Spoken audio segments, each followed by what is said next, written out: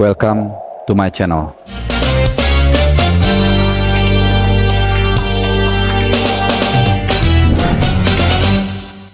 Halo, salam sehat dan juga salam tim nasional Indonesia. Setelah mungkin hampir sebulan ya kalian nggak melihat background ini, jadi kita kembali lagi ke tempat biasa gue mengupdate dari ya studio kecil gue, masih di channel Bung Harpa dan juga tentunya masih mengupdate dan juga mendukung, menyemangati dan menyiarkan kabar terbaru di timnas Indonesia. Ya, meskipun saat ini kita semua berjarak jauh ya dengan Ramadan Sananta dan kawan-kawan. Mereka saat ini sudah berada di Paris, Prancis. Jadi mereka kemarin tiba di Paris atau landed pesawatnya itu di Charles de Gaulle Airport jam 20 sekitar setengah 9 malam lah. Dan itu sesuai dengan jadwal yang memang bisa kita lihat yang ditetapkan, dan mereka langsung ke hotel, dan hari ini menurut info mereka sudah mulai melakukan recovery ya, karena seperti yang dikatakan Sintayong di preskon setelah kita kalah dari Irak, ini akan menjadi hal yang paling penting dalam upaya kita untuk menghadapi Guinea nanti hari Kamis tanggal 9 Mei saat hari libur kenaikan Isa Masih. Kalau info terakhir ya, ini kan ada beberapa kali berubah ya. Jadi gua hanya mengupdate informasi terbaru itu jam 2 waktu Paris. Jadi waktu Prancis lah, bukan waktu Paris, waktu Prancis. Artinya jam 7 malam waktu Indonesia Barat. Ini informasi terakhir karena memang kemarin sempat berubah. Dan sekedar informasi aja, beda jam antara kita dan Prancis itu 5 jam di waktu musim sekarang. Karena nanti musim panas ketika memasuki bulan Juni itu berubah menjadi 6 jam. Kalau di Prancis, ya jangan ketukar lagi sama Inggris. Inggris itu bedanya sekarang 6 jam, kalau musim panas nanti 7 jam. Oke? Itu yang pertama. Kemudian update soal siapa yang menayangkan. Dari update terakhir, gue memang hanya memberikan link yang sudah pasti menyiarkan itu streaming dari akun FIFA resmi.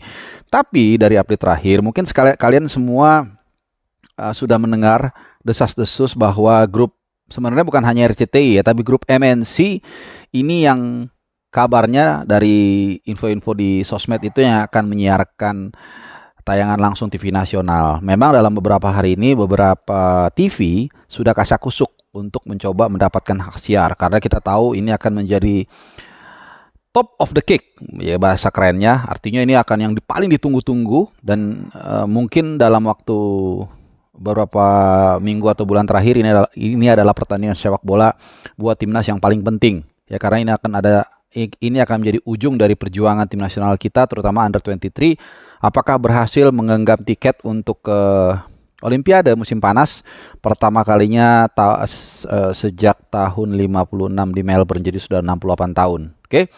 Sementara sekedar informasi aja, Guinea itu sebenarnya hanya sekali pernah lolos ke Olimpiade, yaitu tahun 68. Jadi mereka lebih lambat 12 tahun dibandingkan kita, dan sisanya mereka tidak pernah lolos Olimpiade.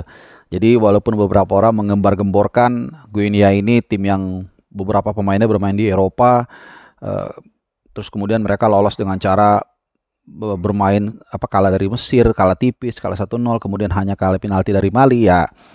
Come on lah. Ada saatnya kita harus waspada, ada saatnya kita harus optimis juga ya. Kita juga mengalahkan Korsel loh, kita juga mengalahkan Australia loh, kita juga mengalahkan Yordania loh, dan kita juga kalah tipis dari Irak setelah sempat unggul duluan. Jadi gue nggak mengatakan tim ini pasti menang, tapi kita punya potensi juga, tidak jauh bedanya.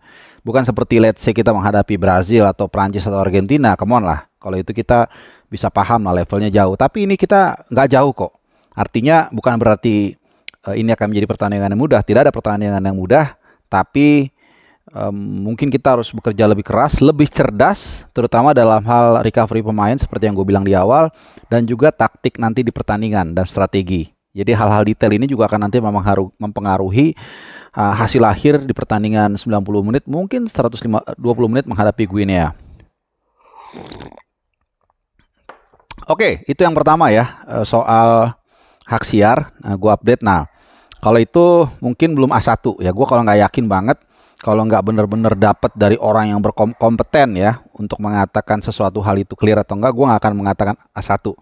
Nah, makanya kemarin pas Justin Hubner itu update terakhir kan memang dia udah pulang ke Jepang, itu memang Sintayong langsung ngomong ke gue waktu gue di mix zone doorstop. Jadi gue berani mengatakan itu, bahkan menyertakan sumbernya. wawancaranya suara Sintayong di akhir video gue, yang waktu 2 video gue yang sebelumnya lah kalau nggak salah.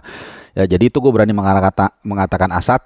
Sementara orang masih banyak yang nanya, ya faktanya memang dia benar balik ke Jepang. Dan begini yang menarik teman-teman, memang ada upaya, kita juga ngelihat di sosmednya Bang Arya Sinulinga, Esko PSSI, beliau lagi coba untuk melobi, ya artinya PSSI lah, bukan beliau secara personal, dan bahkan mengajak netizen Indonesia untuk mencoba quote by quote merayu seperti yang dilakukan kita kepada SC Renven ya ketika Nathan coba ditarik kembali.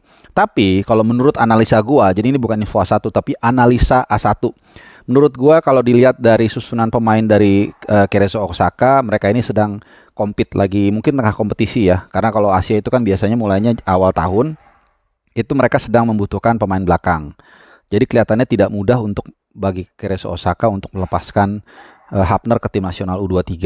Jadi mereka juga sedang lagi racing. Jadi kalau analisa gue mengatakan ini akan sulit. Ya, tapi bukan berarti gue nggak mau. Ya, kita semua juga berharap tentunya dia bisa dilepas. Tapi kalau analisa gue mengatakan dia sulit. Ya gitu. Ya, itu yang pertama. Kemudian yang kedua terkait kalau Rizky Ridho udah jelas ya, udah jelas. Nah, cuman gini sedikit ya, gue juga belum terlalu detail mungkin membaca. Kalau Rizky Ridho, Sintayong jelas mengatakan dia nggak akan main, ya kan, karena kartu merah, straight red card.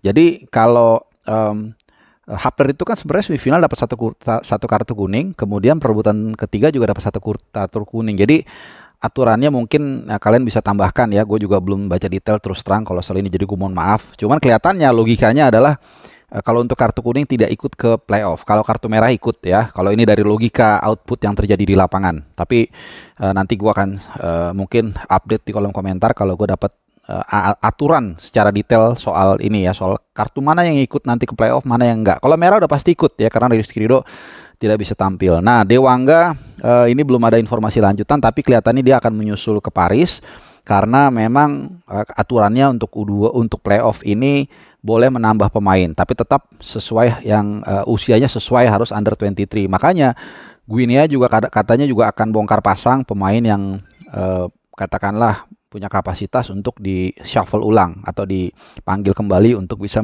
memuluskan langkah mereka juga lolos kedua kalinya ke Olimpiade. Jadi sama-sama mengejar torehan lolos ke Olimpiade untuk yang kedua kalinya bagi masing-masing negara. Jadi kita lihat sejarah mana yang akan tercipta nanti hari Kamis ya. Kemudian satu lagi terkait Elkan Bagot. Nah, ini Elkan Bagot sebenarnya kalau dilihat dari peluangnya untuk bisa membela Indonesia dibandingkan Hapner, sebenarnya lebih besar dia. Karena kita tahu dia selesai peminjaman ke Bristol Rovers dari Ipswich Town, dan klubnya sendiri Ipswich Town sudah lolos ke Premier League. Ya, ini juga satu kabar baik, tapi di sisi lain juga bukan di sisi lain. Kalimatnya bukan tapi, dan seharusnya klubnya ini kan sudah tidak punya kepentingan lagi. Jadi artinya harusnya Elkan Bagot dilepas, dan ini kan satu sequence yang positif sebenarnya buat klub-klubnya promosi ke Premier League. Kemudian ada pemainnya yang punya kans untuk bermain di Olimpiade. Sementara kita lihat misalnya kayak Belanda sendiri kan nggak lolos Olimpiade. Ya, jadi sementara di sisi lain SC Heerenveen yang banyak tentunya pemainnya dihuni oleh pemain Belanda, ada pemain lainnya berkeluarga negara Indonesia yang katakanlah punya potensi untuk main di Olimpiade. Jadi harusnya Ipswich Town ini gak ada alasan untuk melepas Elkan Bagot. Tapi seperti biasa berurusan dengan orang Inggris yang gue tahu ya, itu biasanya mereka butuh diyakinkan secara benar gitu. Jadi nggak bisa tuh hanya merayu-rayu segala macam. Dan kita berharap tentunya lobby-lobby dan juga komunikasi dari Pak Erick Thohir yang kita tahu sangat yahut dalam beberapa kesempatan, mudah-mudahan kali ini manjur. Karena bayangkan kalau kita tidak ada kalau kita tidak ada Rizky Ridho dan juga tidak ada Hapner, wah ini benar-benar kropos banget di belakangnya. Hanya menyisakan Muhammad Ferrari dan juga Komang Teguh. Ya, mungkin bisa aja dipaksakan Nathan sebagai CB kiri ya, tapi kan sangat riskan, belum lagi kalau karena kartu merah atau cedera atau apa, kita kan nggak tahu. Dan kalau Nathan ditarik ke belakang, ya kayak kemarin lini tengahnya Ivar Jenner jadi agak sendirian. Ya, jadi penting banget bagi Elkan Bagot untuk bisa segera dilepas. Ya, walaupun Hapner juga kalau bisa juga dilepas juga. Tapi seperti yang gue bilang, ya ini kan analisa gue ya, perkiraan gue dari pengalaman yang ada, yang gue lihat kelihatannya Hapner peluangnya mungkin less than 50%, Elkan Bagot mungkin 55-60% dia akan dilepas oleh Ipswich Town ya. Itu dulu update dari gua. Jadi Haksiar gua tadi udah coba mengupdate, kemungkinan besar ini menuju ke Kebon Jeruk atau ke MNC. Kemudian Hapner dan Bagot kita akan tunggu update-nya. Oke, terima kasih udah selalu ngikutin channel ini dan gue berharap kalian selalu dalam keadaan sehat dan juga bahagia. Ikuti terus dan dukung Tim Nasional Indonesia secara sehat.